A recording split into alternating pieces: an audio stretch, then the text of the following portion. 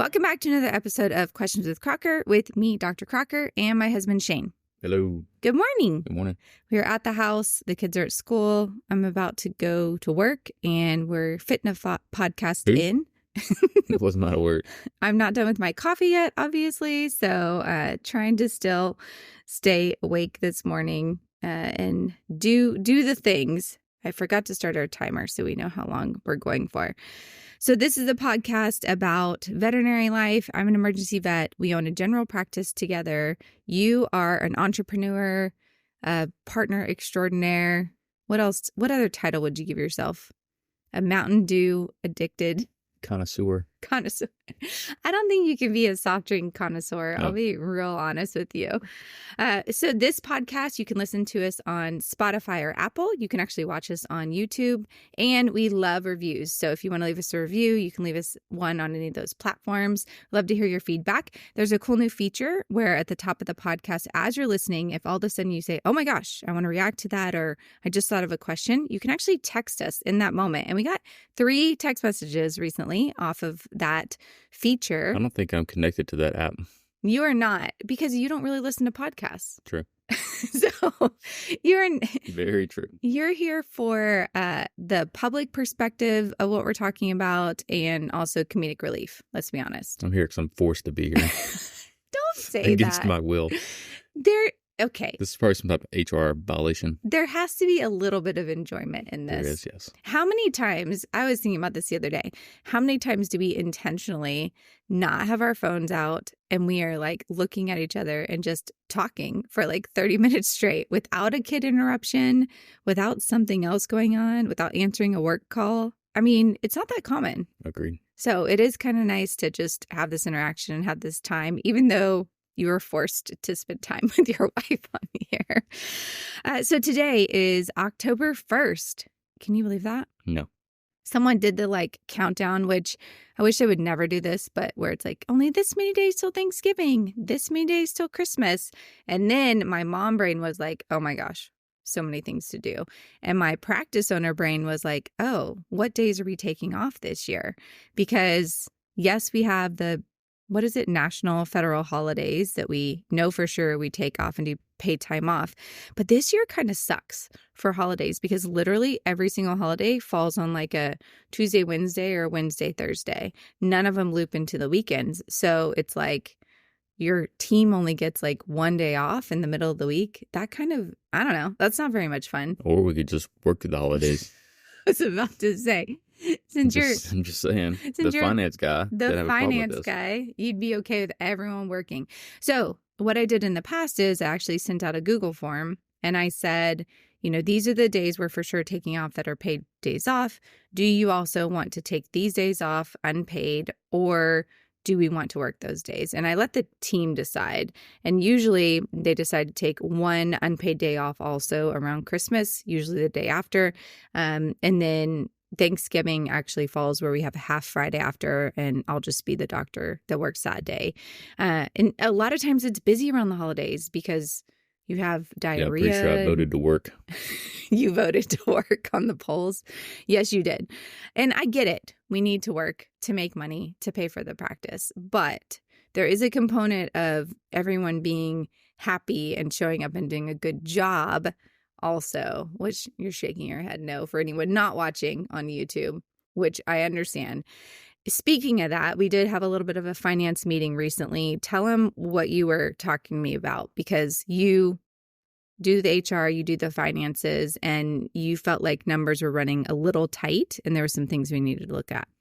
Yeah, so I look at annualized, quarterly, and then kind of previous months numbers, and you manage those against different ratios, and I try to look for trends. I mean, this isn't a black and white science, a little bit of an art to it. So I just noticed that we're trending pretty high on our salaries, both vet and support staff, which isn't a problem if you're increasing revenue to justify the increased salaries. Mm-hmm. So you basically get to a point where either your revenues are increasing or you get to a point where you have to raise your prices to get the ratios back in line.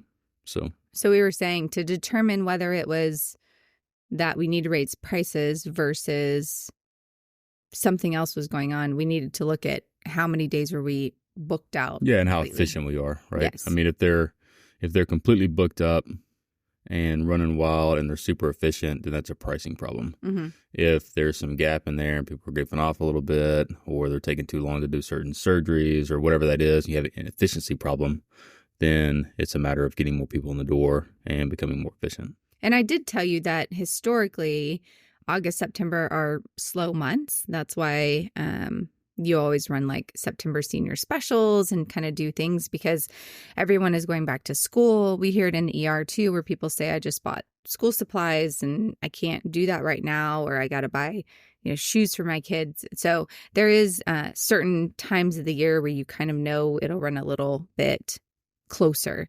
But we have also kind of staffed up our team because I have a couple people I'm talking to maybe add a third vet eventually. So we are looking very closely at booking ratios and, how many phone calls we're getting and how many of those we're converting into appointments. And so trying to dial down more into that.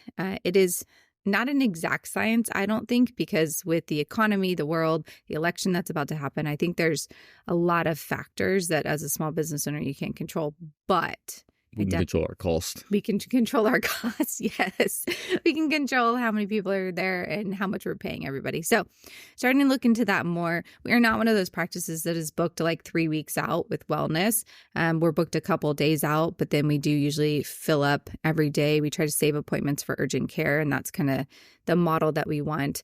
But we are just trying to increase marketing. We're growing. I mean, we haven't had a month where we haven't grown and added a lot of new clients, but we also added a vet a year ago. So we've basically doubled everything that we're doing. And I'm really pushing it to look to try to maybe triple that, but we'll see.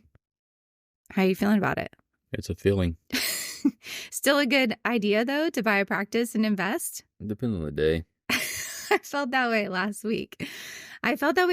Because we also, I try to be as honest as possible on here, but we're also having a little bit of a cultural issue with some interpersonal things. And I don't have a high tolerance for people kind of talking about the same thing over and over and having seen. Yeah, your tolerance is higher than mine.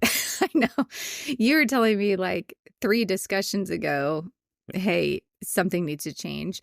But I've been a part of practices where it's like the same kind of problem comes up over and over and over again. It gets talked about over and over again. And I've always said I refuse to have one of those practices because I don't know. I don't think it's fair to anybody to kind of stay in the same cycle. So just trying to work through that. And I do think going to Southwest Vet and talking to Dr. Staten, who's kind of a mentor of mine, was really helpful. I went to a couple of her talks on practice management. And so I have some tools. Today we're going to have a team meeting. We're going to have some one-on-ones this week. We're going to see what happens. But I was definitely over it.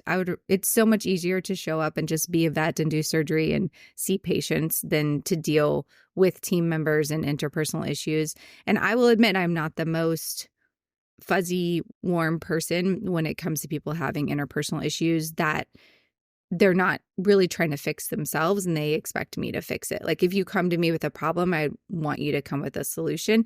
And the solution is not just, I'm not going to interact with this person, because that doesn't work on a small team. We have to communicate and we have to help people. So we're going to see what everyone says today in the team meeting and in the one-on-ones. And there might be some big changes that happen in the next couple of weeks of the practice. But ultimately, I refuse to have a practice where we're in this cycle and we're having the same conversation every 2 days. 100%. And we can't get out of it. So on the next podcast, hopefully there'll be some big differences and we will not be talking about this anymore.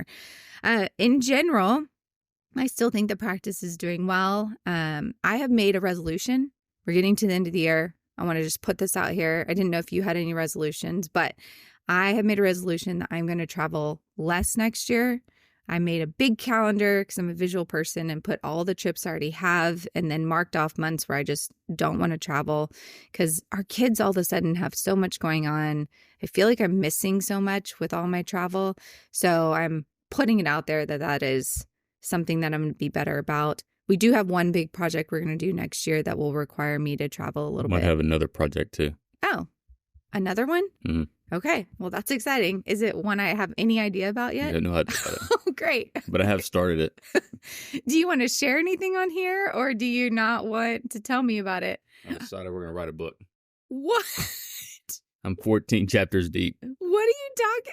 Is this for real? It's for real. I'm 14 chapters deep, but now I need some input. Shane just handed me And all the chapters start paper. with song quotes. This is like, this is legitimately a written out paper book. And there really is all these song quotes on here. Oh my good. When did you start this? And when were you inspired to do this? And what has been going on? I don't know. I don't think I was ever inspired. I just felt like I needed to get some stuff that we talked about on paper. I'm I just started actually writing stuff. really excited about this title and about some of this stuff. I'm so proud of you. This is awesome. And I didn't set you up at all to share this. So I cannot wait to look. Wait, am I allowed to look through? Did I just say the Notorious B.I.G.? Yeah. Oh my gosh. Can I just say this title? The title of this section, it says More Money, More Problems. The Notorious B.I.G. That's not the actual title. It's just a the page. intro to the... Oh, okay. My bad. But what was the... I don't even know, but this is genius and I love it so much. And I'm very excited to look through it and read it. It needs to be organized, and then I've got to get some more... Listen, if I can thoughts on do paper, anything but in life, getting closer. I can edit a paper. So, oh my gosh, that's amazing. I'm so excited. Well, y'all heard it here first. We got a new project that we're working on, a little book about practice ownership and how to grow and thrive, and we'll see what happens. I mean, we're learning along the way. Chapter 15 may be how not to crash and burn. Yeah, or how to sell your practice. Yeah. How to liquidate, how to exit. Oh my gosh, I'm so proud of you. That's awesome. Thanks for letting me know. I'm very, very excited to look at this. All right. Sorry. I'm like thrown off track here now. So, okay. So this podcast is based on questions that people send us. And I decided to use the text message questions because I thought it was so cool that feature was being used. So first one was, I just listened to your latest podcast and I'm really interested in the Zenelpha sub-Q injection site near the acupuncture point on the head. I can't find any further information about this and would love to get my hands on it to share with my clinic. Thanks for sharing. I'm an RVT in North Carolina, which North Carolina right now with the hurricane is They might not be doing anything. Insane. Yeah. I mean, hopefully their practice is okay and everything's going on. So what they're talking about is, I talked about last time, there is an acupuncture point. It's called GV20, and it is kind of at the top of the forehead. If you do a triangle up from the eyes to the top, and sub-Q, you can inject alpha-2s in there. So dexmedetomidine and also Zenelpha or sedatives that you can put in there. You can mix it with a little bit of pain med, and it's been shown to cause sedation, just like if you gave it in the muscle. So I said you can use it in aggressive pets. You really can use it in any pets to sedate them instead of giving like a muscular injection. It's supposed to work just as quickly. And really what I had to do was look up some images online of GV20, the acupuncture point, and then vet anesthesia nerds Darcy Palmer, I think, might have some videos on how to do it. So if you reach out to them, she's the one that showed me the awesome videos where the dogs had basket muzzles on, and then they just came back and picked up the skin on the back of the head and gave the injection, and it worked really well, and the dogs got sleepy. Now, of course, when you introduce anything new, there's a lot of controversy to online about the comments being in the face of an aggressive were pet. wild. Why do you want to be in the face of an aggressive dog? As if I was saying you should like stare down an aggressive dog and then jab a needle in their head. Like sometimes with social media, I just can't. But basically, you're not going to do that. You're going to come from the side or the back of the dog. And all these dogs actually had someone just kind of gently supporting the neck so they couldn't turn, and you just kind of rubbed along the head and picked up the skin and then gave it. It's actually done a lot at veterinary schools, and so that's also a resource that you could reach out to. And there's been papers, studies on it, so you can look it up. There's a lot of good information out there, and it's the same volume that you would normally use for IM sedation. You just give it sub-Q under the head, and for some reason they seem to not care as much about a sub-Q injection versus like something in the muscle. They think that pain-wise it's not as significant. And like I said last time, a lot of these dogs can be reactive about their legs. We think it's because their breeds like if you get bit in the leg, it's a big deal, but not as reactive about the very top of their head. So hopefully that helps. I thought that was a good question. I definitely needed to clarify what I said last time because there's a lot of controversy about it overall. Another person said on the text message feature on the podcast was, how do I not know about this Harry Potter themed conference? And no, Shane, once you're a Potterhead, you're always a Potterhead. So this is because we talked about the conference I went to in Leon, Mexico, which was themed out. It was very cool.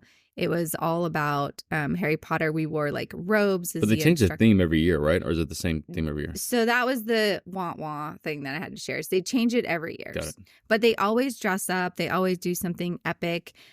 So very cool conference in general, and just nothing I've seen in the States. Like, I feel like half the people I know in the States that are speakers would like never want to wear robes like Harry Potter and, you know, like go all out and just really be into a theme. And I could be wrong there, but in general in vet med, what's considered professional is probably a little different than in other places. So, but it was a very cool conference. It's in Leon, Mexico. If you just Google Leon Veterinary Conference in Mexico, it's actually all written in Spanish. So I don't know exactly how to say what the name of the conference is, but it's definitely a good one to check out.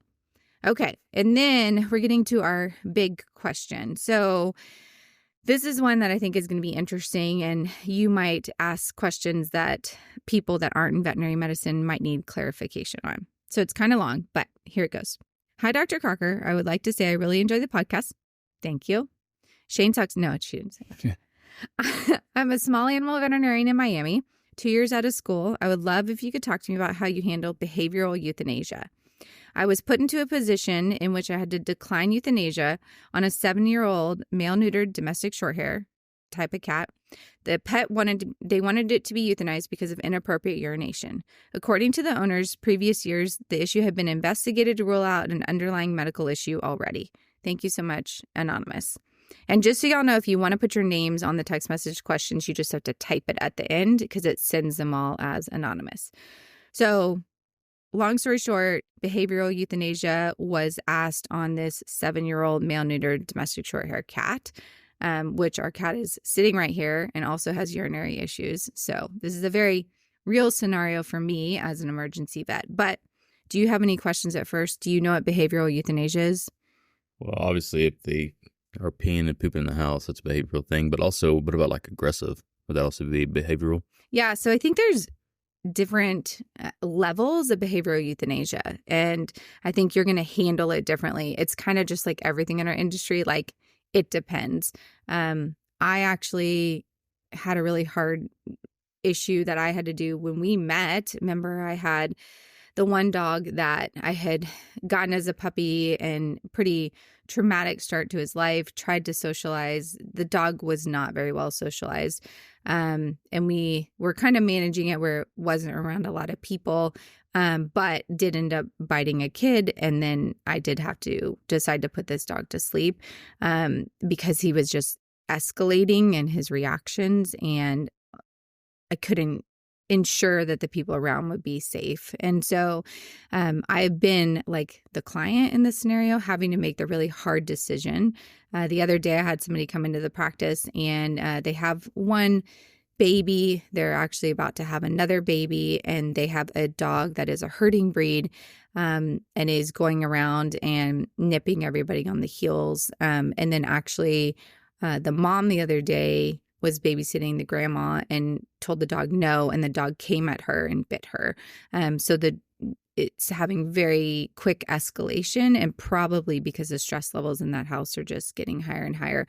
But having children that can't protect themselves around a dog like that is tough. And they're not talking at all about euthanasia. Like, we're doing training and we're doing medication, but they recognize like this could be bad really quickly, because a bite to the face of a child or anybody could be devastating for the rest of their life. And I don't think people think about how significant a bite could be.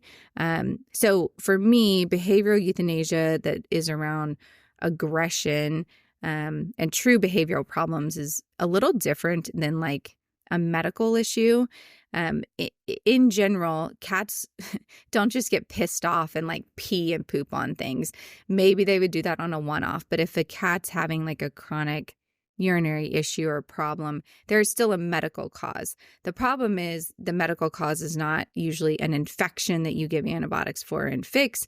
It is that they have what's called feline interstitial cystitis, where they get stressed, their cortisol levels go up, it creates inflammation, red blood cells, and that can cause them to block or need to pee more frequently. But it's still a medical problem. It's just not one that there's an easy solution for. You can do foods, you can do things to decrease their stress. Some of these cats will go on Prozac to modify like how they're feeling and decrease cortisol levels. And it's funny because owners will be like, my cat's not stressed, like it, sleeps all day. But we really don't know like what affects the cat or not. But I get it when owners, one, are either having to go to the ER because their cat is blocking all the time, and our own cat was in the ER for blocking, and I ended up with him because they couldn't afford to give him special food, take care of him, and he would have died or needed to be euthanized if, I hadn't been able to take over his care. It was the best decision ever. He's looking at you right now. Such a great decision. How much do you love Bobby? He's definitely my cat, my son's cat. But I get it. It is difficult to deal with like urinary issues. Nobody wants pee all over their house. Nobody wants poop all over their house. But I do think you have to first qualify like what is a true behavioral euthanasia. And I wouldn't say that a cat urinary issue is technically a behavioral euthanasia issue, because to me that is more an aggressive pet or a pet that you've done what you can to modify, and it's no longer safe for them to be around people, and you can't find a situation that they can be safe in. There's going to be people that are going to be mad at me that I said that, a pet being aggressive or biting a child is a reason that you would potentially put them to sleep. But I truly believe that it is almost impossible to find a situation that an aggressive pet is not around anybody or is only around people that can control them. What do you think?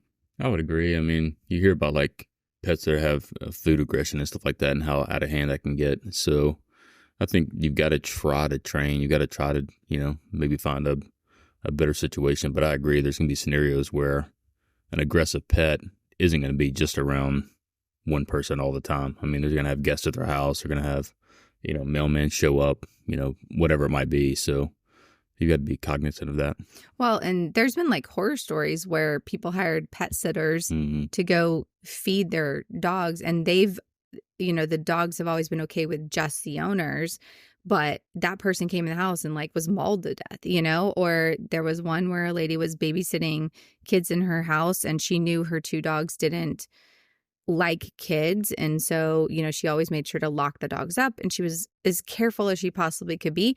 One of the kids wandered into where one of the dogs was, and unfortunately that kid was, mauled. And so you can try your absolute best to keep them separate, but it's really hard. And that's what I told the owner the other day with the baby and one on the way is when this baby becomes mobile and this baby can approach your dog and can do whatever, like you're going to have to keep them really separate, because it's not your dog's fault. Like, it's scary to have a kid running at him. It's scary to have a kid making loud noises, doing stuff.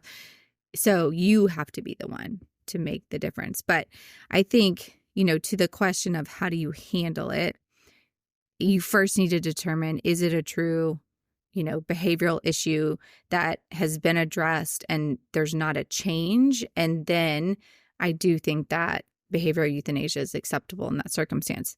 This, with a cat with a urinary issue, that is more a medical problem.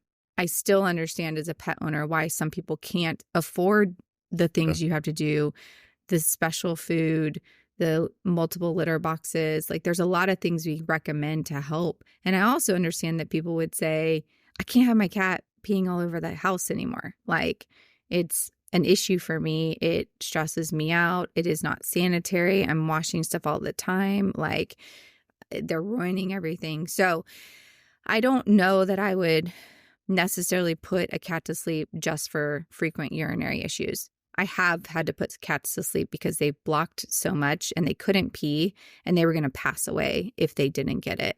And they're in kidney failure. And that's because it is a chronic issue that we know we can't always fix. We were lucky that Mr. Bobby responded to food for us and we've controlled him really well with just that. But some cats don't. So there's no easy answer, especially as a new grad veterinarian, on how to handle these circumstances. I really would recommend talking to a mentor or an older vet in the practice when you have these specific things. I really will talk to owners about what they have tried and make sure they've actually tried different things. If I have an owner that has a cat with a urinary issue, they haven't tried a special diet, they haven't done anything that I've recommended, then usually I'm going to try to set them up with a rescue that could maybe find a different situation for the cat. If they've done everything they possibly can, and there's no other solutions and the cat's having issues, then I'm still going to try to help them rehome or find a situation the cat's going to be happy in. But ultimately, there's just not room out there for a lot of these pets. And that is the reality of being here. I mean, you're not even in our industry, but you're probably aware of like how much overpopulation there is of pets, like how many pets there are in the shelter. So many people are like, just find them a new home. They're like, fosters are full, rescues are full, shelters are full. Like, we have a serious overpopulation issue in our country. So if I have somebody who doesn't have the ability to take care of their pet and their pet is suffering or is having a problem, there is a part of me wanting to be responsible and have this pet not suffer anymore. And I would rather put them to sleep than tell someone no, and you have to find a place for them, because I just don't know that there is a place for them. Yeah, I think, again, you got to go through all the channels.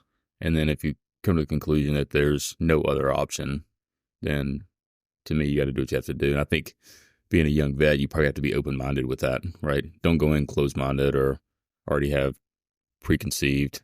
That's a good point. Ideas, but go through the steps. And if it's an aggressive pet and they've tried training and they've, tried whatever, but this is the last resort, then it may be the only option. So, well, and if it's a medical issue and they financially can't do what you recommend or lifestyle wise can't, I mean, there's people that are taking care of children that have very high needs. Like, there's so much, maybe somebody is single parent, maybe somebody, like, there's so many things going on in people's lives. And I do agree with you. I think a lot of times from our side of it, we can be like, well, just feed them the food, just do the thing.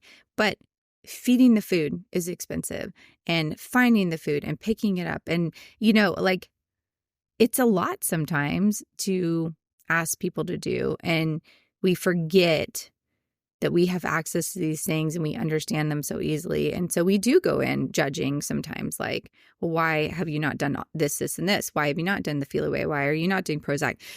Trying to pill a cat every single day when a cat hates taking medication, like, that is detrimental to your mental health and to your pet. So I do think we have to have a little more understanding on our side of things as vet professionals of what really are pet owners able to do. And I have pet owners that, on the flip side, do way more than I could ever do. I had someone the other day and their dog has been pooping all over their house for years, and they're like, it's fine. It's not a big deal. They're in a harness. Like, they're doing all these things that I'm like, I couldn't, with my schedule in my life, we could not facilitate that. So there's just needs to be an understanding that ultimately you have to go home and sleep at night based on the decision. So as a vet, you have to have certain standards. And if you feel like no one has really given this cat a chance, you feel like you could help them find a situation that would work, then absolutely, like, work your channels, do what you can. But I will tell you that is going to be hard. And I don't want a cat to just be like put outside and like eaten by something because we weren't willing to say, yes, there's no other options at this point in time.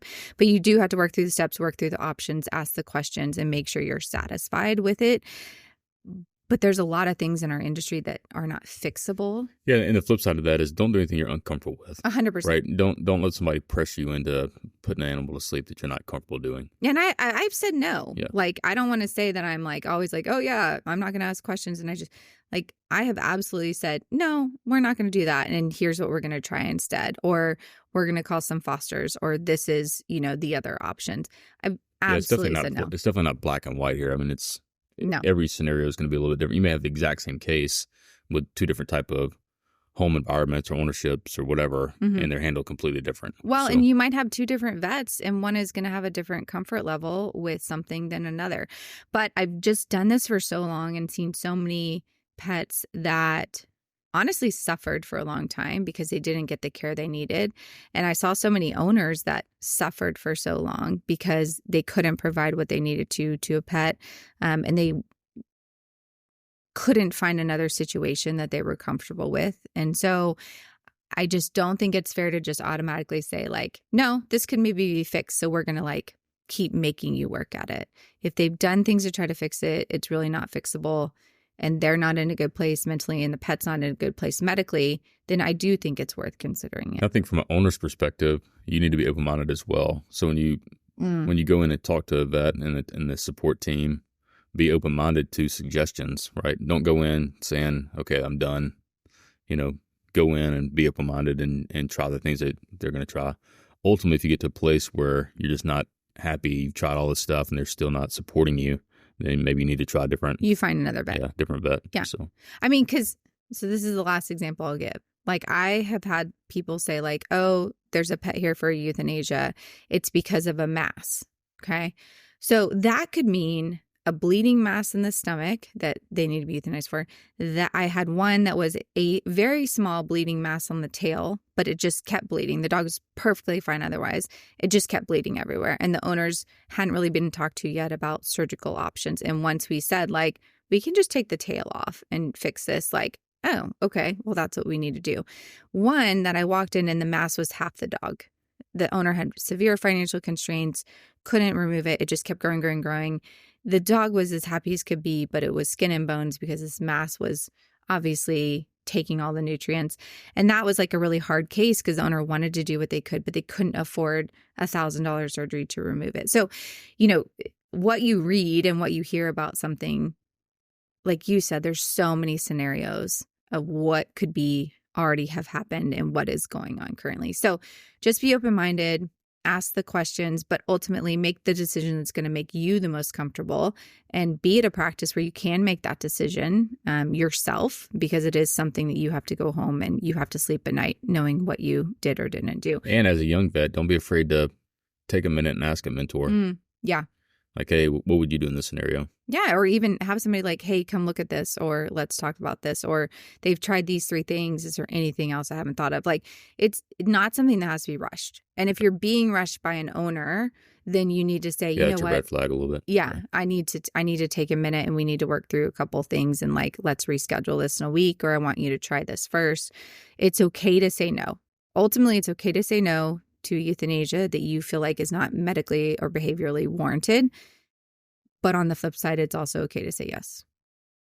So that was clear as mud. Sorry, anonymous writer. Hopefully that was helpful. And honestly, like, if they listen to this and they have follow-up questions or clarification, like, definitely let us know. And we'd be happy to try to help. Again, we are not experts. We are just speaking from our experiences. Me as a vet for I don't even know how many years now. And you as a non-vet, as a public person. All right. That was fun. I'm glad I got to hang out with you this morning. Now I'm going to go to work and deal with cultural issues. So fun. You guys have a wonderful day. Thanks for listening. Make sure to leave a review on Apple or Spotify, and text us if you had any questions during this episode. We'd love to hear your feedback. Thanks so much and have a great day.